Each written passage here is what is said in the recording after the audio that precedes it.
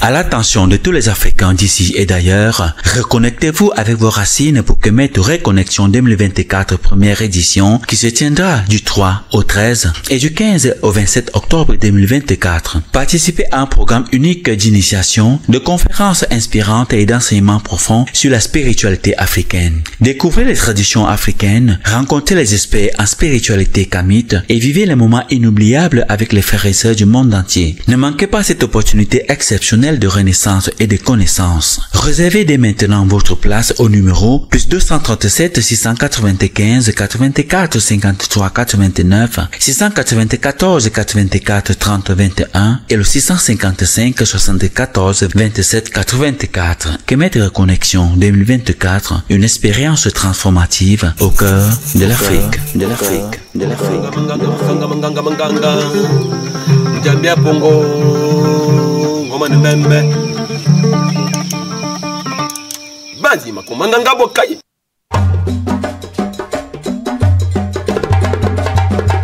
Les mots ont un pouvoir. Porte Limal, c'est dans la dimension perlocutoire du langage.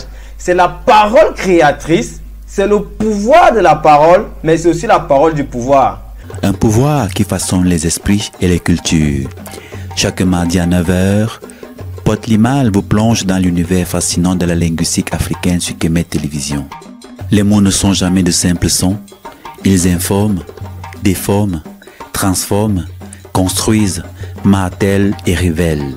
Les analphabètes et des illettrés du français qui prétendent connaître la Bible. La Bible n'est pas du ressort de celui qui ne maîtrise pas la stylistique en français. C'est une prétention pour les pasteurs et prêtres de connaître, de maîtriser cette Bible-là? Oui, c'est une prétention, mais c'est une aberration. C'est une saugrenuité. Déjà, la Bible, tout le monde sait que la Bible parle de la parabole. Il y a beaucoup de versets dans la Bible. Lorsqu'on parle de versets, on parle d'un type de vers particulier. Nous sommes là dans la poésie classique, avec toutes ces exigences.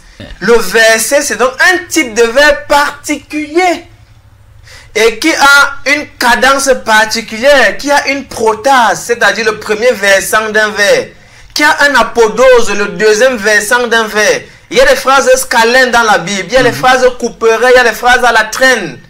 Est-ce qu'on connaît l'armée d'une phrase? Bienvenue dans Porte Limal, l'émission qui explore le pouvoir caché de la parole. Chaque mardi dès 9 h, Nyamsi Yomba et le Sèche Sangomalet vous emmènent dans un voyage unique au cœur des langues africaines. Découvrez comment les mots façonnent nos identités et nos cultures et pourquoi ils sont la clé de notre héritage ancestral. Porte Limal, sur Kemet Télévision, vous ouvre les portes d'un monde où la parole devient force. Tous les mardis à 9 h, venez percer les mystères du verbe. En fait, le tam-tam reproduit tout énoncé oral. Vous dites-moi une phrase que je vais à l'école, on vous tape ça sur le tam-tam. On informe à la fois le monde des vivants et le monde des morts. Et à cette époque-là, tout s'arrêtait, tout le monde revenait au chant. Ça, c'est le premier symbole. Porte Limal, là où la parole prend tout son sens. Ça ne va contribuer qu'à confirmer le communautarisme africain et le paradigme Ubuntu qui dit « je suis parce que nous sommes ». Et si nous sommes, alors je suis.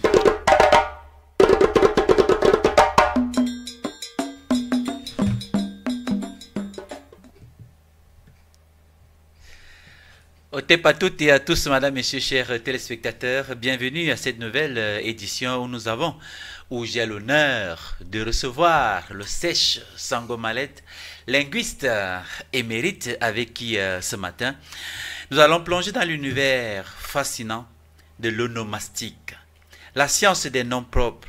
Au-delà de simples étiquettes, les noms en Afrique et dans la culture négro portent des significations profondes et symboliques, révélant des identités, des histoires et des héritages.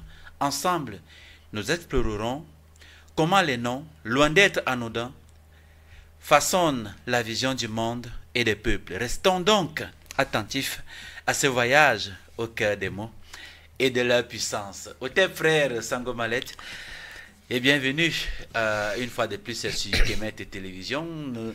Nous sommes en plein cœur, n'est-ce pas, de Kemet Reconnexion. Alors, comment ça va ce matin? Alors, Otep Nyamsi, Otep à nos millions de téléspectateurs, ça va toujours bien tant que nous sommes en harmonie avec la nature et les ancêtres et tant que ces derniers veillent sur nous. Oui, nous sommes en plein cœur de Kemet Reconnexion et j'ai eu l'opportunité de toucher la première cérémonie du doigt. Elle était, comment dirais-je, elle était exceptionnelle. Elle était, si c'était de la nourriture, on aurait dit moelleuse. Parce que ça fait du bien de se rendre compte que la graine qu'on met dans le sol porte des fruits. C'est d'ailleurs l'objectif pour lequel on la met dans le sol. Et donc, ça signifie également que la graine qu'on met est de bonne qualité et que le terrain est fertile et qu'on maîtrise la saison à laquelle on sème la graine. Et c'est pour dire que Kemet Télévision ne sème pas au vent, mais sème la bonne graine sur la bonne terre pendant la bonne saison. Voilà, il faut dire que nous remercions infiniment nos ancêtres qui ont permis et qui permettent justement que cette reconnexion se passe dans de très bonnes conditions.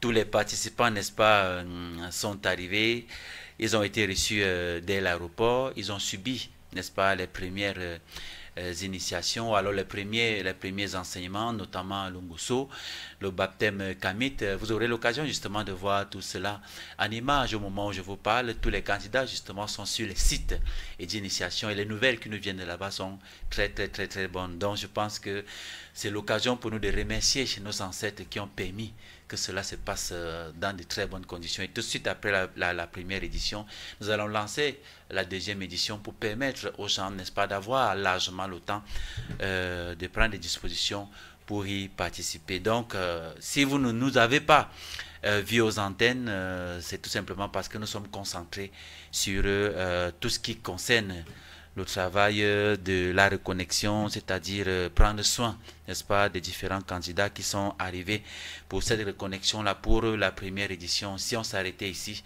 je pense que c'est un succès total, mais attendons que cela soit complètement terminé avant de crier victoire. Mais nous avons la foi, pas peut-être la foi comme disent les chrétiens, mais avec l'aide de nos ancêtres, ça se passe bien. Nous savons que ça se terminera également dans de bonnes conditions. Alors la thématique que nous allons aborder aujourd'hui, frère, est tout simplement l'onomastique. Définition pour définition. C'est quoi l'onomastique? Pour ceux qui ne comprennent pas peut-être ce terme-là. Alors, lorsqu'on parle d'onomastique, nous sommes d'abord dans le grec onomastike, qui veut dire art de dénommer. Mais que veut dire dénommer? Dénommer veut dire donner un nom. Dénommer veut dire donner un nom, mais bien plus, l'onomastique, c'est la science qui étudie les noms propres, c'est-à-dire leur historique, leur sens, leur évolution à travers le temps, mais également leur usage à un instant T du temps, c'est-à-dire l'onomastique tient compte de la diachronie, comment un nom peut avoir évolué à travers les siècles, à travers les âges, à travers le temps, mais également ce que ce nom est devenu à un instant T. L'onomastique également étudie la charge ou alors l'impact qu'un nom peut avoir sur un individu. Et dans ce cas, on se demande donc qu'est-ce que le nom lui-même? Justement, on est là déjà dans la dimension spirituelle. Oui, vous savez, le nom a plusieurs dimensions en réalité. C'est pourquoi il faut distinguer les différents types de noms. Vous savez, le blanc parlait de l'état civil. En réalité, si le noir avait conçu un papier sur lequel seraient inscrits les noms de quelqu'un, il serait plutôt préférable de parler de l'état spirituel. Parce que lorsqu'on parle de l'état civil, ça veut dire que on donne la préséance et la prééminence à la matière, voyez-vous. Et je me souviens que je crois c'est la ceinture du pharaon était inscrit son nom initiatique, voyez-vous. Parce que en réalité, ce qui doit primer, c'est pas le nom civil qui est donné à la naissance et qui plus tard va changer. On va le voir tout à l'heure en ce qui concerne l'historique des noms, mais on est encore sur les définitions. Donc en fait, le nom, c'est un mot qui désigne quelqu'un, qui décrit quelqu'un, qui caractérise quelqu'un ou qui donne l'identité de quelqu'un. Mais qu'est-ce que l'identité encore?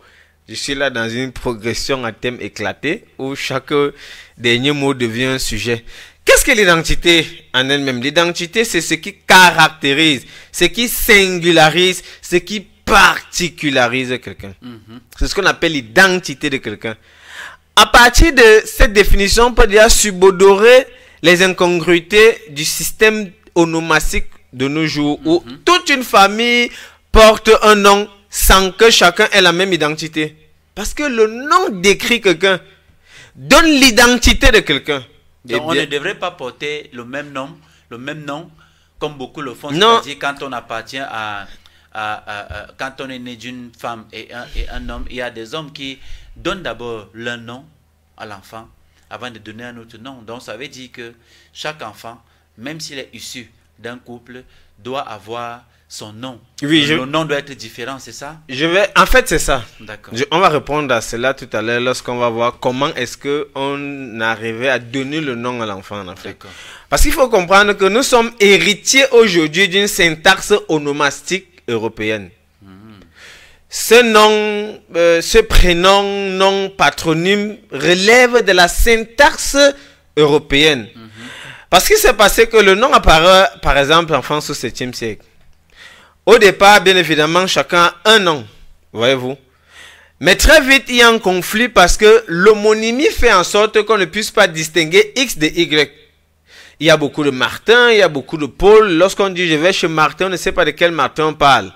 Alors là naît le surnom qui devient en fait le nom qui identifie chaque homonyme. Il y avait plusieurs Martins. On va donc commencer par exemple à donner les noms de villages. Martin de Ngelmedouka. D'où comment dirais-je, l'appellation des présocratiques tels que Socrate. On disait Thalès de Milet, on disait Pythagore de Samos, on disait Sargon d'Agas. En réalité, de Milet, de Samos, ainsi de suite, c'était le nom des villages, voyez-vous. Pour différencier tous ceux qui portaient le nom, par exemple, Pythagore, ou alors Thalès, ou alors Sargon, voyez-vous. C'est comme ça que, comment dirais-je, ce qui va devenir plus tard le patronyme naît. Parce qu'il faut se dire, je le reprends, que au départ, tout le monde a un nom. Bon, je parle de l'origine de la syntaxe onomastique européenne. Au départ, ils ont un nom. Ils s'appellent Paul, Pythagore, Thalès, Martin, ainsi de suite, ainsi de suite. Mais plus les homonymes se multiplient, c'est-à-dire plus les gens portent le nom Martin, Paul et consorts, plus il y a une brouille dans l'identification. Lorsque tu parles de Martin, on ne sait pas de quel Martin tu parles. Effectivement, parce que lorsque nous regardons certains films et que quelqu'un a commis un délit et qu'il faille chercher son identité justement dans la base de données, s'il s'appelle tout simplement Martin, généralement on dit qu'il y a près de 2000 Martins. Comment l'identifier précisément? Effectivement, ce problème est apparu déjà à l'époque. Nous sommes là au 7e, 8e siècle. Okay? Alors, ils se sont dit, il faudrait que désormais, on ajoute au nom un surnom qui sera en fait le nom du village auquel il appartient, ou bien de la ville, ou bien du quartier auquel il appartient. C'est d'ailleurs pourquoi, comme je le disais, Pythagore va s'appeler Pythagore de Samos, qui était son village. Thalès s'appellera Thalès de Milet, qui est son village. Sargon d'Akkad, ainsi de suite, ainsi de suite. Mais jusque-là, il se crée un problème. Bon, en passant, il y a une incongruité sur le nom de Jésus. Jésus est né à Bethléem, mais il s'appelle Jésus de Nazareth. Alors qu'à cette époque, la syntaxe voulait qu'on ajoute au nom le nom du village. Vous voyez la supercherie qui se trouve dans le nom de Jésus de Nazareth, né à Bethléem. Bon, je passe, c'était pas ça. C'est juste pour dire que justement, c'est une grosse incongruité. Normalement, l'acceptation de l'onomastique de la syntaxe veut que lorsqu'on dit Jésus de Nazareth, ça veut dire qu'il soit né à Nazareth. Mais l'histoire nous dit qu'il est né à Bethléem. Pourquoi ne pas dire Jésus de Bethléem? Pourquoi dire Jésus de Nazareth alors qu'il est né à Bethléem?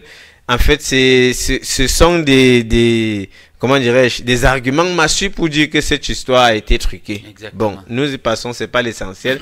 Alors, lorsqu'il s'est avéré que il y a justement beaucoup de Pythagore, par exemple, à Samos, alors je suis en train de parler de l'évolution de la syntaxe onomastique. Alors, il s'est posé toujours ce même problème. Lorsqu'on va dire Pythagore de Samos, Samos a 5 Pythagore. Comment est-ce qu'on va identifier le Pythagore dont on parle? Alors, on a donc mis le nom soit du père, soit rarement de la mère. Je suis encore chez les Blancs, je ne suis pas encore en Afrique. C'est ainsi donc que on a commencé à dire peut-être Thierry, Henri, c'est-à-dire Thierry le fils de Henri, et non plus Thierry de Paris, par exemple. Voyez-vous, donc on est quitté du nom du village pour donner le nom de famille qui était forcément basé sur le père dans une Europe patriarcale, d'où le mot patronyme, c'est-à-dire le nom du père, et rarement matronyme, c'est-à-dire le nom de la mère. Justement. Sauf que quand nous on a adopté cela, on a d'abord adopté les matronymes dans un contexte de polygamie. Bon, on va y arriver, je suis encore sur le principe de la syntaxe onomastique chez les Blancs. Voilà, on pose les bases. Alors, on a commencé à nommer chaque personne avec le nom de son père. C'est-à-dire, il avait un nom au départ qui était le prénom. Et on a ajouté à cela, pour l'identifier, on a ajouté donc à cela le nom de son père et rarement le nom de sa mère. C'est ce qui a donné la syntaxe prénom-nom. Et je rappelle que tout prénom est d'abord un nom. Comme tout surnom est un nom. C'est déjà un pic que je fais à ceux qui disent que les Africains qui aujourd'hui se donnent 2 noms du village, non pas de prénom, je dis qu'ils ne savent pas ce que c'est qu'un prénom. Un prénom, c'est un nom d'abord, mais qui vient avant le patronyme. D'où le terme pré. D'où le terme prénom. Alors, donc, dans cette évolution, donc, lorsque les Blancs sont arrivés en Afrique, ils sont venus compromettre le système onomastique qu'il y avait. Ça veut dire quoi? Il s'est passé d'abord un problème de reconnaissance de l'enfant. Et c'est la même chose qui s'est passée à l'époque lorsqu'un enfant naissait. Il fallait que le père le porte pour le reconnaître. Et donc, lorsqu'ils sont venus trouver un système onomastique différent que je vais décliner tout à l'heure, ils ont décidé de changer ce système. À travers la propriété, ou alors le transfert de propriété, il s'est passé un nombre de reconnaissance. On s'est dit, bon, puisque ton père ne te reconnaît pas, tu ne peux pas hériter de ses biens. Et pour que ton père te reconnaisse, il faudrait que tu portes son nom. C'est comme ça qu'ils modifient le système onomastique qui est en place. Ils apportent leur système qui a pignon sur rue aujourd'hui. Puisque moi-même, je m'appelle Ndiki Ngouté. Ndiki, c'est mon nom, c'est-à-dire le nom de mon homonyme. Et Ngouté, c'est mon patronyme, c'est-à-dire le nom de mon père, c'est-à-dire le nom que toute la famille porte. Mais c'est pas comme ça que les Africains se nommaient avant. On va voir tout à l'heure comment les Africains arrivaient à se nommer. Alors, il s'est donc passé un problème comment dirais-je, d'héritage. Ou alors de légitimité à l'héritage. Pour manipuler cela, les Blancs ont justement dévié le système d'héritage qui était en Afrique, c'est-à-dire le neveu hérite de l'oncle maternel. Désormais, on a dit que l'enfant hérite de son père. Mais pour qu'il hérite de son père, il faudrait au préalable qu'il porte le nom de son père. Parce que c'est ça qui lui confère la légitimité et même la légalité. Et c'est ça qui fait en sorte qu'une fois le père mort, qu'il puisse prétendre à l'héritage de son père. Alors, ils ont transposé leur système en Afrique. Les enfants ont commencé à avoir un nom qui est le prénom, c'est-à-dire le nom de son homonyme, et un autre nom qui est le nom de son père. Voyez-vous? C'est comme ça qu'on a commencé à appeler les gens Nyamsi Yomba, c'est-à-dire Nyamsi fils de Yomba. Voyez-vous? Ndiki Ngouté, c'est-à-dire Ndiki fils de Ngouté, alors que ce n'est pas ce qui était à l'époque. Mais il s'est passé un problème. Très souvent, généralement dans la langue bassa, dans la culture bassa, comment faire qu'une femme puisse hériter de son père? On a dit, il faudrait effectivement que la femme porte également le nom de son père. D'où le mot Ngon, qui veut dire fille. Donc, la troncature, c'est-à-dire lorsqu'on enlève la fin ND, est resté Ngo. On a donc les Ngobikoy, la fille de Mbikoy. Ngomandeng, la fille de Mandeng. Ngonjiki, Ngomangwet, ainsi, c'est-à-dire Ngo qui veut dire la fille de. Parce que avant dans la culture Bassa, les femmes avaient 3 ou 4 noms. Soit elles s'appelaient Kindak, qui d'ailleurs c'est un préfixe féminin. Soit elles s'appelaient Kindak, soit elles s'appelaient Kilama, soit elles s'appelaient Kisek, soit elles s'appelaient Kinang. C'était les noms que les femmes portaient avant le mariage. Parce qu'une fois qu'elles se mariaient, elles pouvaient porter le nom de leur mari. Mais avant le mariage, les femmes s'appelaient Kilama, pour ceux qui étaient tellement belles, Kindak, Kisek, Kinang, ainsi de suite, ainsi de suite. Voyez-vous. C'est comme ça que le système onomastique en Afrique a changé. Et pour consacrer cela, cette syntaxe qui veut dire fils de, il y a même des cultures qui ont consacré une particule qui veut dire fils ou fille de.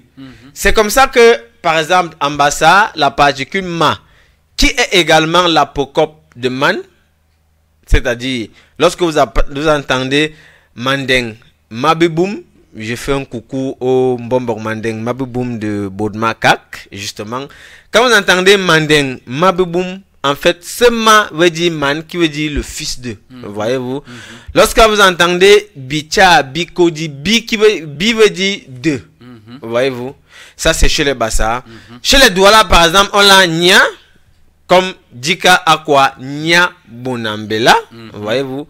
Chez les Bafia, on a A. Qui veut dire fils ou fille de. On a Kuba A Amang, on a Kung A Sanama. Chez les Yambasa, par exemple, on aura le Ya.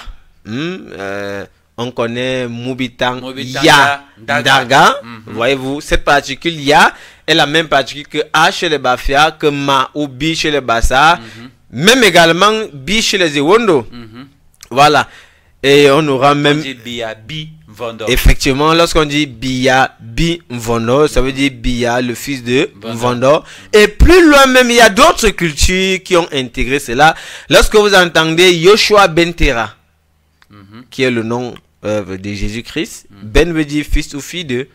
Lorsque vous entendez Ip chez les Arabes, ça veut dire fils ou fille de. Donc, voilà comment le blanc est venu apporter cette syntaxe qui veut que on donne d'abord un nom, qui est le nom de l'homonyme, qui est donc le nom personnel.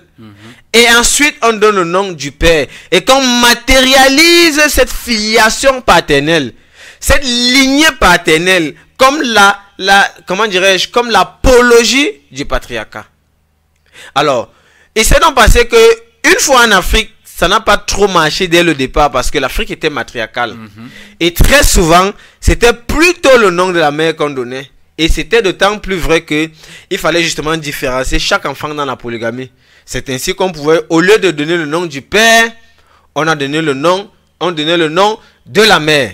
Donc, il y a beaucoup de nos aînés, de nos ancêtres qui portaient un nom qui est le nom de l'homonyme et le deuxième nom plutôt le nom de la mère. Et alors, on parlait de matronyme. Et ils sont rares aujourd'hui encore qui portent justement ces noms-là. Nous avons une sœur Camille qui est dans la kémitude depuis un peu plus de 10 ans.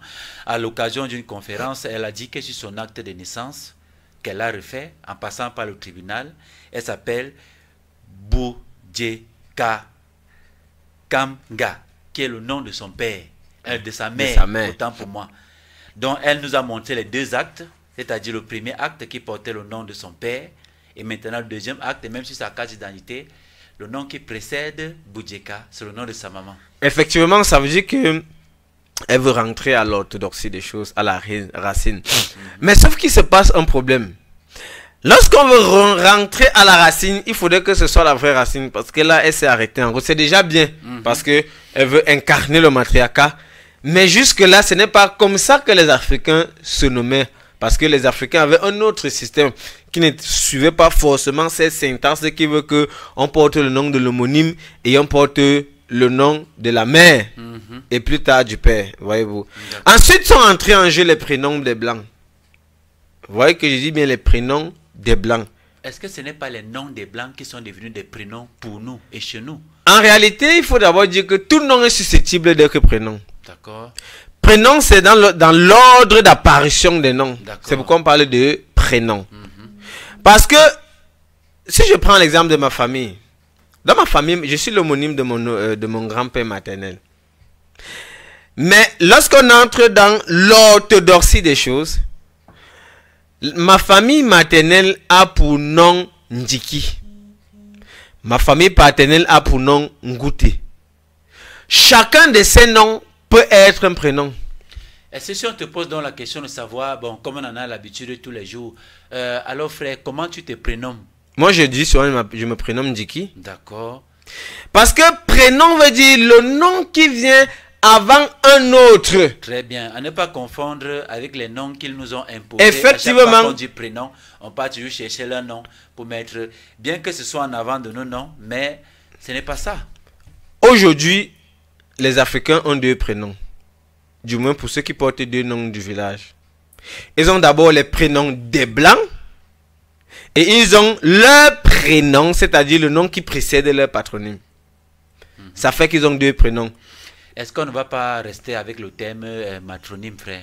Pour continuer, c'est-à-dire pour commencer véritablement à s'habituer à ça. Donc on peut parler de deux prénoms avant le mal. Ok, avant le matronyme, pour faire honneur à notre système matriarcal, voilà, justement. Exactement. Alors donc, il se passe justement que aujourd'hui les gens ont deux prénoms. De la même manière que les gens ont trois mariages. Celui des francs-maçons, c'est-à-dire le civil. Celui de l'église, ils ont même trois. Celui de l'église catholique, c'est-à-dire le religieux, et celui de la tradition. Mais ces mariages se valent. Chaque mariage équivaut à l'autre. Le mariage des francs-maçons reste le mariage traditionnel des francs-maçons. C'est-à-dire le mariage civil. Le mariage religieux reste le mariage traditionnel des catholiques. Et le mariage, c'est-à-dire la dot, reste notre mariage. Ça veut dire qu'une fois qu'on a fait la dot, on n'a plus besoin de se marier à l'état civil. Non, on n'a plus besoin. Ni même à l'église. Le mariage, je dis pour ceux qui le font. Justement, on dit toujours que le nom qualifie ou décrit une chose, n'est-ce pas? Le mariage veut dire quoi? L'union, n'est-ce pas? Lors de la dot, est-ce qu'après ça, on ne fait pas souvent le rituel de l'union avec la chèvre? On le faisait, mais c'est un mariage. Marier quelque chose, c'est assortir quelque chose bien relié, unique, deux choses. Donc, le mariage qui est la dot en Afrique suffit à lui seul. Mais puisque nous sommes dans un système d'héritage occidental, on veut le papier. Alors, on part contracter le mariage franc-maçon. Parce que le mariage civil, c'est le mariage franc-maçon. C'est d'autant plus pertinent que lorsque tu vas te marier à l'église, il y a une doctrine avant mariage. Maintenant, si tu t'appelles tout simplement Ndjiki Ngouté, on va te dire que non, on va te donner un nom de saint pour pouvoir te marier dans leurs églises. C'est d'autant plus pertinent ce que tu dis, que c'est un mariage qui ne nous concerne pas. C'est un mariage qui ne nous concerne pas, effectivement. Voilà. Et je pense que il faudrait que les Africains retournent de plus en plus au mariage traditionnel et respectent les canons du mariage traditionnel et également les éléments constitutifs de la dot, parce que la dot, c'est un ensemble. La liste de la dot, c'est comme un tableau des éléments de classification des éléments chimiques.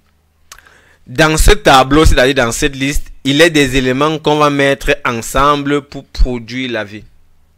Je rappelle, ça c'est une parenthèse, que dans la liste de la dot, on doit retrouver les 4 éléments de la nature. Donc l'eau, caractérisée par le vin, l'air, caractérisé par le tabac, le feu, caractérisé par les allumettes, et la terre, caractérisée par le manioc ou l'igname, c'est-à-dire les tubercules. Mais également, on doit retrouver les 3 reins de la nature. Minéral, par le sel ou le fer. Végétal, par les tubercules. Et animal, justement, par du poisson ou alors la chèvre qu'on va plus tard sacrifier. Mais également, on doit retrouver les 3 états de la matière.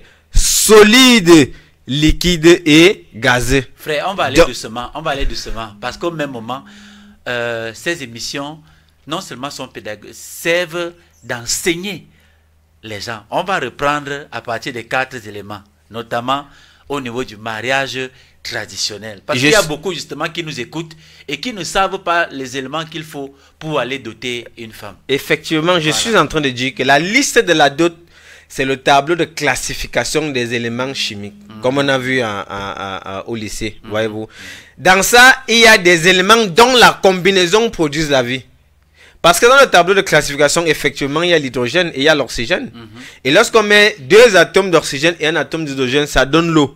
C'est la même chose avec la liste de la dot. Dans cette liste, il y a des éléments qui représentent les 4 éléments de la nature, qu'on va justement mettre ensemble dans une alchimie que le maître des cérémonies connaît pour créer la vie afin que le couple puisse accoucher. Et l'une des causes de l'infertilité en Afrique aujourd'hui, c'est le non-respect de cela. Parce qu'on met ensemble ces éléments et on vous confère la vie. Donc, il y a l'eau qui est représentée par le vin. Il y a le feu qui est représenté par les allumettes. À l'époque, c'était le bois. Il y a le lait qui est représenté par le tabac. Et il y a la terre qui est représentée par les tubercules.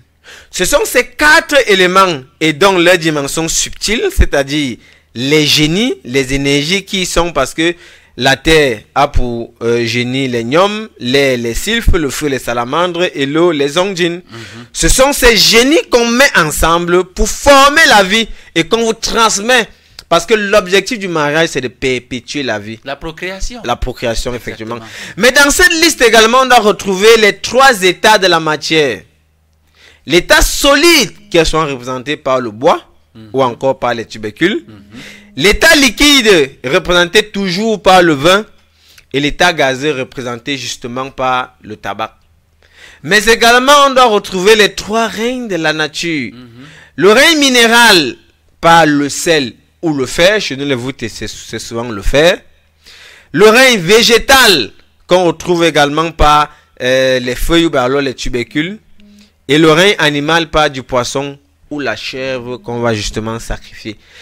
C'est en réalité un protocole divin qu'on met en place pour que la vie émerge. Parce que ce sont les mêmes éléments qui ont précédé à la vie. Très bien. C'est ça la dot en Afrique. Et cette liste où on nous met les pouces, les congélateurs, les ordinateurs, vraiment nous n'avons pas l'Afrique. Mais frère, l'aliénation qui nous caractérise nous a fait perdre complètement nos repères. Si maintenant la liste... La belle famille donne par exemple la liste de la dot. Et que dans cette liste-là, on ne retrouve pas certains de ces éléments. Maintenant, toi qui es conséquent et qui t'y connais, peux-tu les ajouter à la liste de cette dot-là? Tu dois les ajouter. Tu dois les ajouter, pourquoi? Parce que ce qui est en haut est comme ce qui est en bas. Quand tu les apportes physiquement, ça veut dire que tu convoques en fait ce qui préside ces éléments. D'accord. Et justement, si tu connais, tu peux te mettre dans un état dans lequel si les gens ne s'arrêtent qu'à la sensibilité grossière, toi tu vas après faire le rituel de la vie. Parce que tu auras donné aux seigneurs de la vie, parce que c'est à eux qu'on donne ces éléments pour qu'ils façonnent cette vie. Et l'initié qui est là représente justement ces seigneurs de la vie. Alors, pour que votre foyer soit stable, parce que les 4 éléments également représentent la stabilité. Je dis, la liste de la dot et les insuffisances, les manquements, les défaillances de la liste de la dot sont à l'origine de l'instabilité dans nos foyers et de l'infertilité. Je peux vous le rassurer. Je dis à 100%. Ça, c'est très important. Voilà, parce que ces éléments n'ont pas été mis au hasard. Il faut que désormais on le sache. Il faut qu'on le sache. Alors, si on revient donc justement à notre thème, je disais que voilà comment est-ce que l'onomastique du blanc, la syntaxe c'est l'ordre des mots dans la phrase. C'est comme ça que la syntaxe onomastique du blanc est venue s'interférer dans la syntaxe onomastique des noirs. Alors, il faut dire que lorsqu'on parle de l'onomastique, il y a certains termes qu'il faut savoir. L'onomastique a plusieurs branches. La première branche, c'est l'anthroponymie. Anthropo, c'est-à-dire l'homme. Anthropophagie, la consommation de l'homme. Anthropomorphe, la forme des hommes. Voyez-vous, anthropo, c'est l'homme. L'anthroponymie, c'est l'étude des noms propres des personnes. En réalité, dans l'anthroponymie, parce qu'on va souvent faire des analyses anthroponymiques, dans l'anthroponymie, en fait, on étudie les noms propres des personnes. Leur origine, est-ce que c'est un nom dynastique? Par exemple, lorsqu'on parlait des Ramessides, hein, la dynastie des Ramsès, voyez-vous, est-ce que c'est un nom dynastique? Quelle est la valeur de ce nom? C'est-à-dire, pourquoi, dans le contexte d'abord de ce nom, pourquoi est-ce qu'on a donné ce nom? Quelle est la mission que révèle ce nom? Quelle est la signification également de ce nom? Ce nom est connecté à quelle force, il appartient à quel clan, ainsi de suite, ainsi de suite. C'est comme ça en réalité qu'on doit étudier l'anthroponymie. Mais bien plus, lorsqu'on étudie l'anthroponymie aujourd'hui, on voudrait étudier l'authenticité du nom. Est-ce que ce nom, vous savez ce que les officiers d'état civil ont fait à nos noms aujourd'hui? Ça fait que ça enlève parce que chaque lettre a une valeur alphanumérique. Lorsque quelqu'un doit par exemple s'appeler Lou et qu'on lui donne Louk, vous voyez que dans Lou il y a H et dans Louk il y a K. Est-ce que K a la même valeur alphanumérique que H? Pas du tout. Ça peut déconnecter, voyez-vous, la personne de l'orbite spirituelle dans laquelle le nom voulait l'orienter. Puisque désormais, on va l'appeler Louk. Louk et pas Lou. Et je fais comme ça hommage à un grand frère ingénieur à Orange, Tangalouk. Voyez-vous, il devait s'appeler Tangalou. Lou qui veut dire la vitesse. Peut-être pour dire que ces choses iront de manière rapide dans la vie. S'il dépose un dossier, on le prend.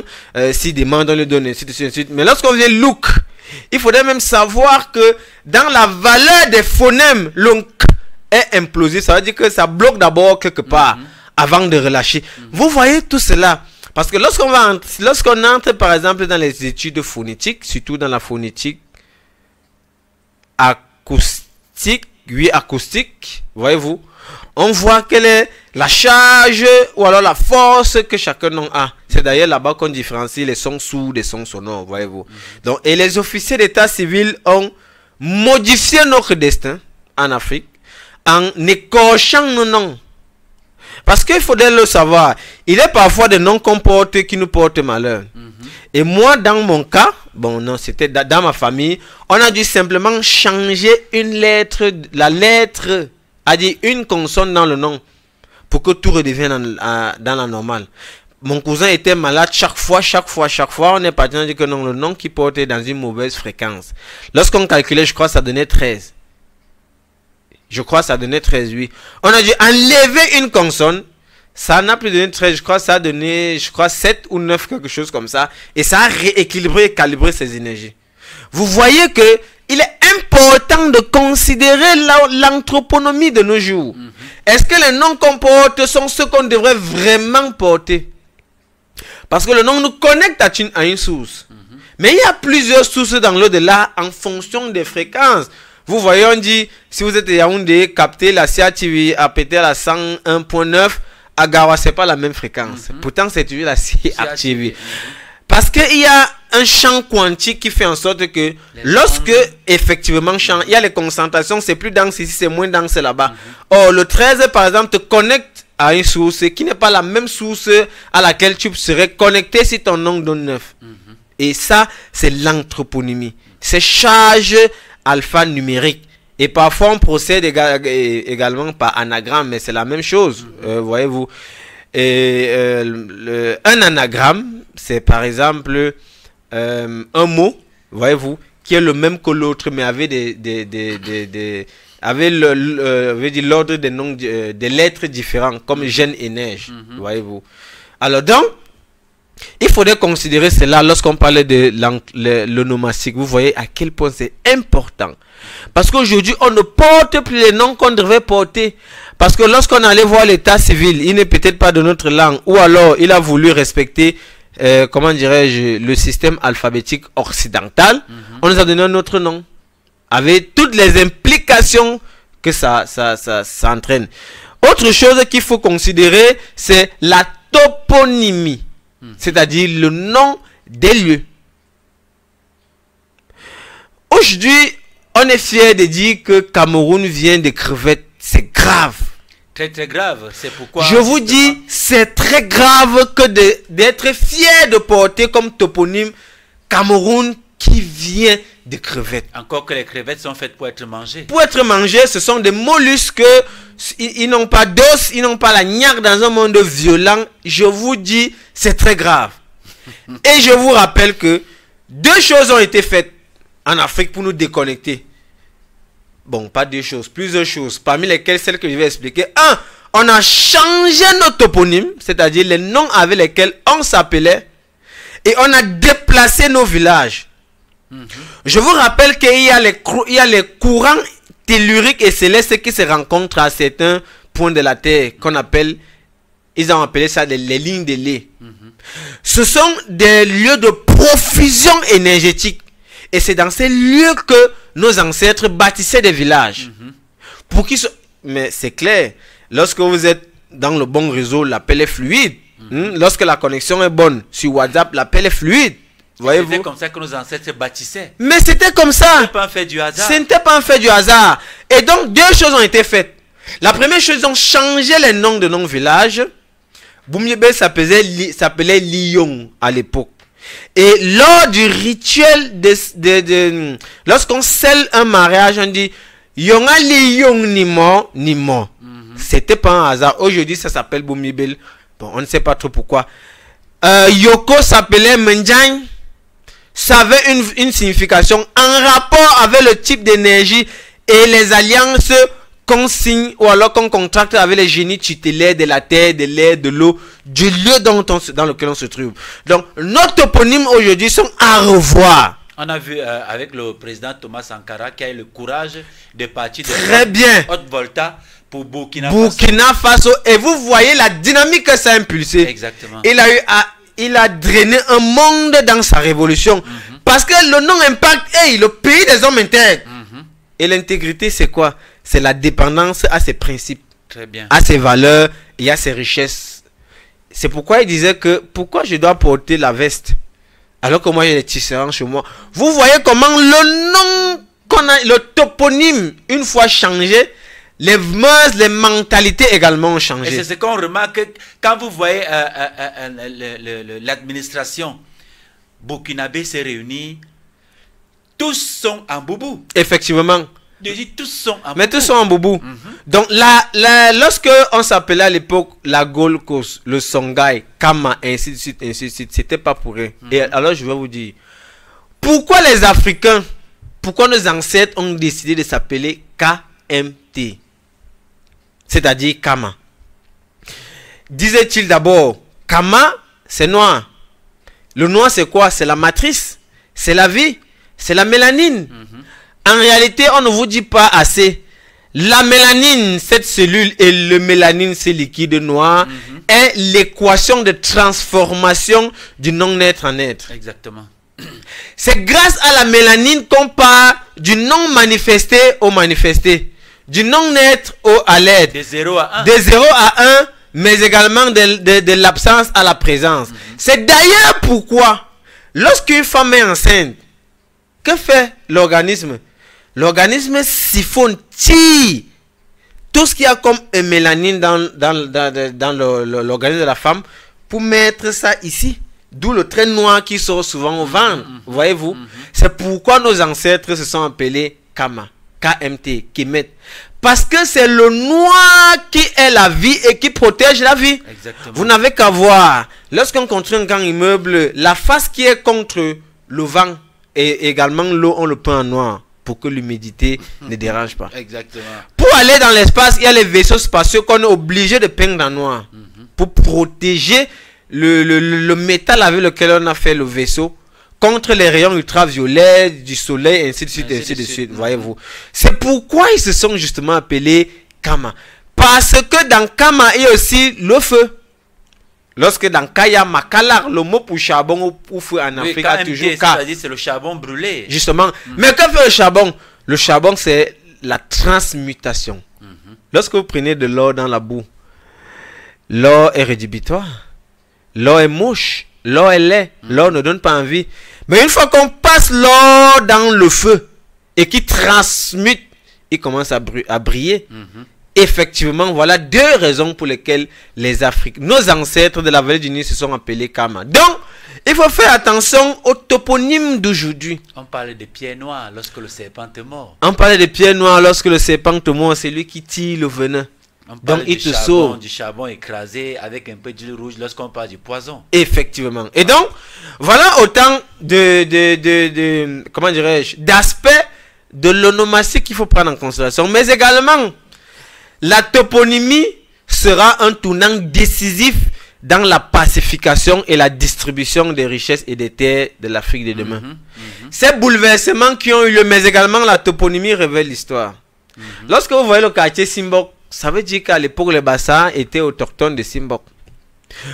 J'ai regardé une vidéo récemment de Wonangini qui vous disait que lorsque vous arrivez dans le Grand Sud, il y a encore des rivières. Et là, nous sommes dans l'hydronymie. Il y a des rivières qui portent le nom de Bassa, Misole. Les villages comme Goulmakon, la force de la lance, en réalité, c'était des villages Bassa. Donc, il y a en fait, c'est vrai qu'ils ne sont plus là aujourd'hui, mais parfois, les lieux gardent le nom. Lorsque vous arrivez juste ici, en pays Eton, vous avez un village qu'on appelle Ngoya. En fait, c'est Ngoya. C'est une femme Bassa qui a fondé ce village. Mais lorsque les Eton sont venus, ils ont seulement dialectalisé Ngoya. Ça a donné Ngoya. Aujourd'hui, ça a la consonance Eton. C'est comme ça que ça s'est passé en Afrique en réalité. Il y avait des peuples qui cédaient des espaces aux autres. Et ceux qui venaient parfois modifier les noms, parfois garder les noms tels quels. Quels sont les vestiges du passage, par exemple, des Bassa à Douala et leur préséance, par exemple, sur ce lieu? Il y a des baobabs, il y a des noms mythiques, il y a des baobabs sacrés, il y a des arbres sacrés à Douala qui portent encore le nom des patriarches Bassa jusqu'à aujourd'hui. Il y a des sites à Douala aujourd'hui qui portent encore le nom des patriarches Bassa, comme pour dire que justement, ce sont les Bassa qui sont effectivement les autochtones de Douala, voyez-vous. Donc, la toponymie également a une valeur historique. Elle nous permet de retracer le passage d'un peuple. Mais frère, est-ce qu'on a quand même un exemple des pays qui sont restés dans le caractère toponymique de leur pays, justement, c'est-à-dire en gardant, c'est-à-dire les noms d'origine, notamment en Afrique? Si on prend par exemple l'espace géographique Afrique centrale, Afrique de l'Ouest, est-ce qu'on a encore un ou deux pays? Oui, en fait, on a le Mali qui a gardé le mot Mali en souvenir du grand tapis Mali dont tu faisais partie, mais le Mali était plus vaste, voyez-vous. Il y a, en plus du Mali, il y a l'Éthiopie. L'Éthiopie, voilà, qui a gardé en... C'est-à-dire, bon, c'est quand même vrai que même le mot Éthiopie, en réalité, n'est pas endogène. Parce que ce sont les Grecs qui ont nommé cela Éthiopie. Lorsqu'on voit vraiment, ce sont les mots grecs qui ont été gardés. Hein, parce que le vrai toponyme africain, le vrai nom africain, dans la langue africaine, il n'y en a pas assez. Parce que c'est vrai l'empire du Mali, mais on sait que Mali, ce n'est pas un mot africain. C'est un mot, le Mali s'appelait Mandé. Voyez-vous. Voilà. En fait, c'est justement ça. Le blanc a débaptisé les lieux pour les rebaptiser. Donc les déconnecter d'un égrégore, d'une source, pour les connecter à une autre source. Et c'est pourquoi il faudrait, dans les chantiers de reconstruction et de renaissance africaine, il faudrait rentrer à ces noms-là. Parce que ces noms sont le fruit des alliances qu'on a contractées avec des forces, des sources auxquelles on était connecté, ou alors d'une cartographie spirituelle. Parce que parfois ces noms sont justement les noms comment dirais-je, des foyers divins, des stations stellaires qui nous rappellent justement une cartographie céleste. Et donc ça peut être aussi la cause de l'aliénation collective qui nous caractérise. Non, ce n'est pas ça, c'est la cause, parce que une fois qu'on débaptise votre village, on vous envoûte. Mais le nom vous impacte, devrais-je vous le dire. Donc, ce nom impacte votre village. De la même manière que le nom impacte l'homme, de la même manière le nom d'un village l'impacte. Mais vous pensez que... je vais vous dire quelque chose. Il y a ce qu'on appelle l'Ndan en Bassa. L'Ndan, c'est un peu comme la devise des peuples. Quand on vous a dit, par exemple, Ndongje Miyemukoy, on m'a dit qu'elle s'appelle Bamjok. En fait, chaque devise d'un village est le rôle que ce village doit jouer. Il y a donc des villages qui sont des sentinelles. Et leur devise, c'est la sentinelle. Il y a des villages, justement, qui sont des postes avancés, qui avaient pour objectif de trahir l'invasion d'un quelconque peuple à travers des chants. Lorsque, par exemple, il y a un voûté, il y a une chanson voûtée d'un village qui s'appelle, j'oublie son nom, mais ça veut effectivement dire sentinelle. En réalité, vous savez que Yoko, à l'époque, était comment dire, un territoire vassal de Tibati. Parce que, vous voyez-vous, les Fulbe avec les chevaux, les épées et consorts, ils avaient un peu de l'avance par rapport au pays du Sud. Et lorsqu'ils venaient toujours, il y avait beaucoup de massacres. Et donc, les voûtés, mes ancêtres voûtés de Yoko, avaient créé des villages comme des postes avancés pour annoncer l'arrivée de Fulbe. Et comment est-ce qu'on annonçait l'arrivée de Fulbe? C'était à travers des chansons. Il y a une chanson qui utilise l'onomatopée, c'est-à-dire le son, l'onomatopée de la glissade. Dans la chanson, on disait, vous tenez des chouins. Ça veut dire que glissez-vous. Ça veut dire que soustrayez-vous de la vue des gens. Ça veut dire que enfoncez-vous dans la forêt. Vous voyez? Alors donc, justement, les noms des villages impactent sur ceci. C'est un envoûtement collectif. Donc, il faut débaptiser ces noms. Il faut débaptiser certains lieux. Il faut débaptiser des rivières.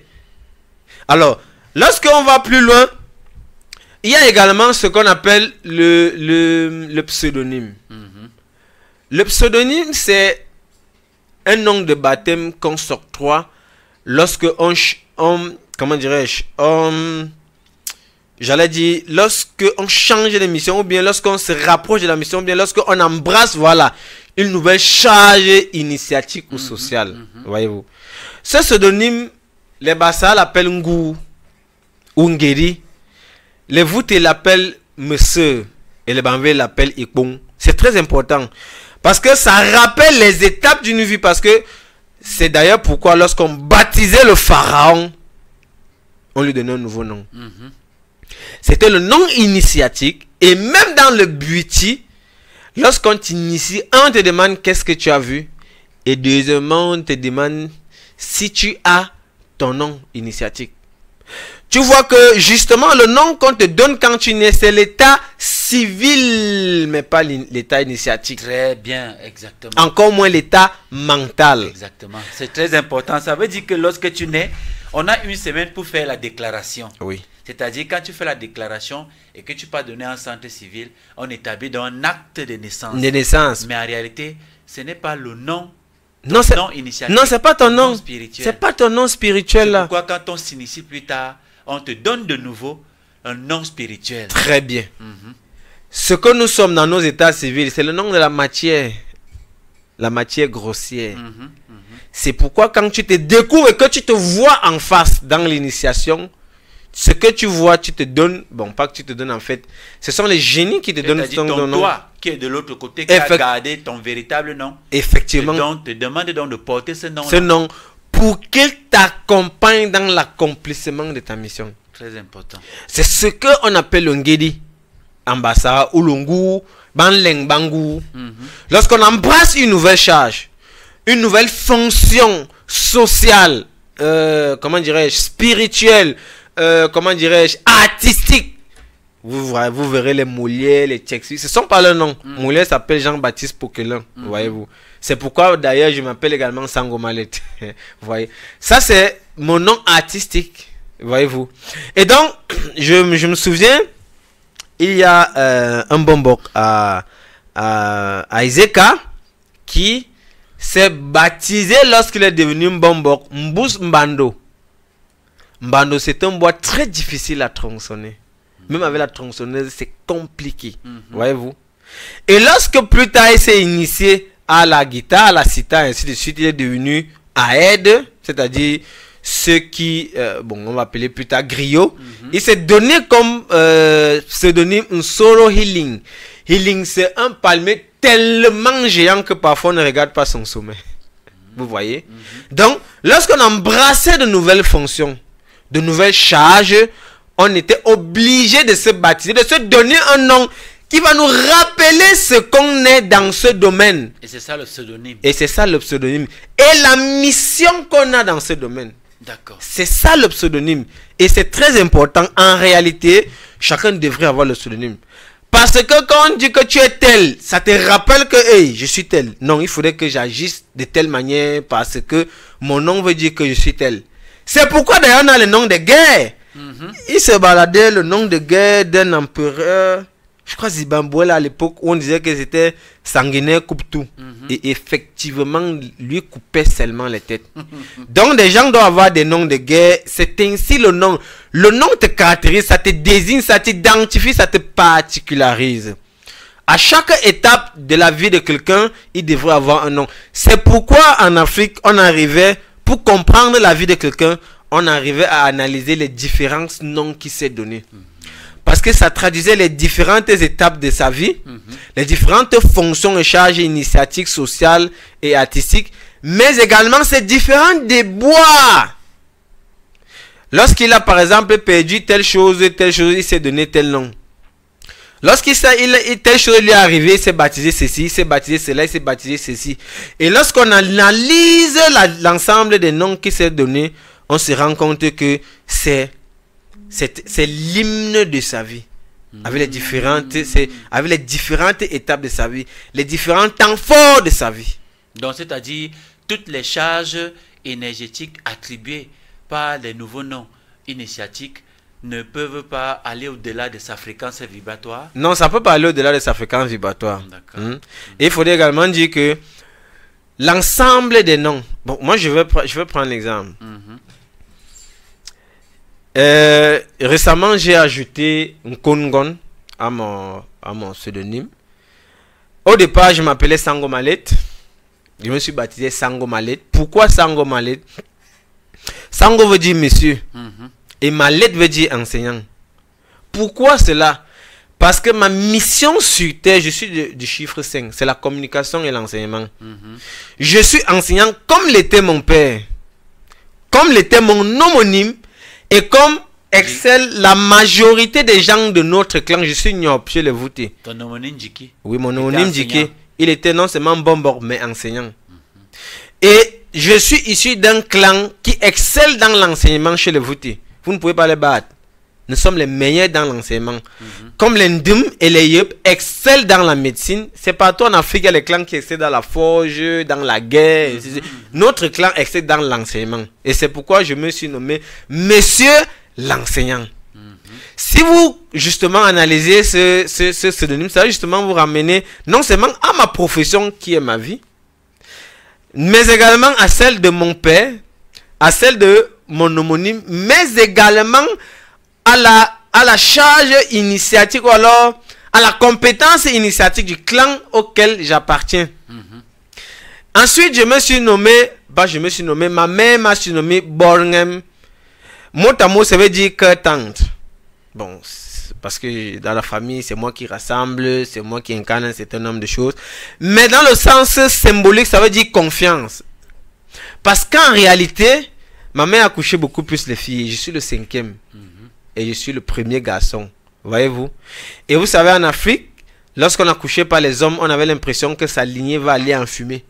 Et lorsque je suis né, elle a eu confiance que la vie va continuer dans sa lignée. C'est pourquoi, en Afrique, vraiment, c'est quand on a couché un homme qu'on était sûr que notre lignée va se perpétuer. Parce que les femmes, bon, elles vont en mariage et leurs enfants seront les héritiers de leur père. Ça, c'est quand l'Afrique a changé de paradigme. Ensuite, je me suis surnommé Nkongon, justement parce que Nkongon veut dire le mets. Mais le mets a ceci de particulier que, au départ, la matière est crue et ensuite ça cuit. Mais Nkongon, c'est le symbole également de la solitude parce que le combat kémite que j'ai engagé m'a éloigné de beaucoup de personnes, y compris de ma famille, et je me suis retrouvé un peu comme solitaire. Voyez-vous, parce qu'avec mes frères, mes entourages, j'ai beaucoup de mes amis avec qui on partageait beaucoup de choses qui vraiment se sont séparés de moi. Et puis j'étais pas kémite, mieux. Moi, À l'époque, on publiait les photos de Jésus qu'on encule sur le net. Parce qu'on avait la rage qu'on nous a trompés vraiment et qu'on nous a éloignés de nous-mêmes, voyez-vous. Et également, le phénomène, c'est un surnom que m'a donné mon père. Je ne sais pas pourquoi, mais il m'appelait le phénomène Diki. Et Mba Tchabi, justement, c'est le surnom, c'est le pseudonyme que je me suis donné.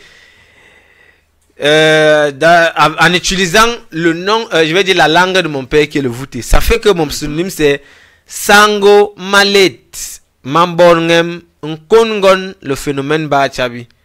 Justement, chacun de ces noms, chacun de ces pseudonymes, comment dirais-je, révèle une identité propre à moi, une étape de ma vie, des expériences et des relations avec mon entourage. C'est ainsi justement que on analysait les différents noms et pseudonymes de quelqu'un pour comprendre les déboires qu'il a eu dans sa vie, les, comment dirais-je, les obstacles qu'il a eu à surmonter, les étapes de sa vie, les difficultés, mais également ses succès. D'accord, frère. Allons-y au processus d'attribution des noms en Afrique. Alors, tu nous as déjà parlé des significations et symboliques qui sont généralement associés. Bon, maintenant, on veut savoir comment est-ce que les noms en Afrique traditionnelle étaient-ils attribués? Alors, il faudrait savoir que l'Africain a un principe, c'est la téléologie. C'est-à-dire faire quelque chose en respectant la mission ou l'objectif, ou en se basant sur un objectif précis. Qu'est-ce qui se passe? On sait bien que lorsque l'humanité, parce que l'attribution du nom en Afrique est cosmologique et cosmographique, on sait très bien qu'il y a ce qu'on appelle le double, qui est toujours en contact avec la femme. Le double est toujours en contact avec la mère avant même que vous ne fassiez le rapport sexuel. Le double de l'enfant est toujours en contact avec la maman. Mais très souvent, il y a 1, 2, 3 doubles, ou même 4, ou même plusieurs doubles. Mais maintenant, selon la fréquence vibratoire que vous allez dégager pendant le rapport sexuel, vous aurez un double particulier. C'est pourquoi ces enfants... justement à... C'est pourquoi on se préparait pour faire l'enfant. L'enfant, c'est un projet en Afrique. Ce n'est pas le résultat d'une levrette qui est lui-même le résultat d'une soirée arrosée de laquelle on a rentré sous et méché et on s'est avalé à l'air. Non. Vous allez également appeler un enfant qui est... Puisque c'est clair. Normalement, il n'y a pas de hasard en Afrique. On est dans la famille qu'on mérite. C'est pourquoi lorsqu'on voulait faire les enfants en Afrique, il y avait un certain nombre de rituels qu'on devait faire, mais des prédispositions, le jeûne, la consommation de certains éléments pour augmenter son taux vibratoire, la connexion avec le double. On dit que bon, je veux un enfant qui va me faire ceci. Oh, nous voici, on n'a pas ceci. Vraiment, on veut un enfant. Vous dites ça aux ancêtres et vous vous mettez en condition. J'ai dit tout à l'heure que la bonne graine doit également être semée dans le sol fertile, mais également à la bonne période. Donc, vous mettez en connexion avec votre double. Union de pensée. Je veux un fils qui sera ingénieur en agronomie. Mais c'est la même chose que les ancêtres faisaient. Pendant la colonisation, les gars se réunissaient pendant le rituel. Ils appelaient un soldat. Et c'est un soldat qui venait, les Oumniobe, les Moumiers, les Wandje, c'était comme ça. Ils ne sont pas venus par hasard. Par hasard, dit que mais, c'est blanc-ci, mais qu'est-ce que bon, on va voir ça. Les gars se mettent en condition et quelqu'un qui a l'énergie guerrière dans l'au-delà, il se connecte à cette personne. Les gars le visualisent. Maintenant, quel est le ventre qui est approprié pour porter cela? Il faut faire très attention. C'est là qui respecte justement. C'est effectivement, qui est également en connexion. Il faut faire très attention. Et c'est d'ailleurs le mythe. C'est un peu ce qu'on veut dire dans la Bible lorsqu'on parle d'une vierge. Parce qu'on sait qu'une vierge est pure. Et quelqu'un qui vient sauver l'humanité doit être pur. En fait, c'est ça. C'est ce que je suis en train de raconter ici. C'est ce que je suis en train de dire ici. C'est un rituel africain. Alors, on se préserve. On devient ce que les Blancs appellent a second virgin. A second virgin, ok? Et ensuite, on se connecte au double de la personne. Et voilà comment la femme tombe enceinte. D'accord, frère. On va très vite prendre une transition avant de venir très certainement boucler avec l'émission. Il reste une vingtaine de minutes. Donc, très rapidement, on prend une transition. On se retrouve juste derrière.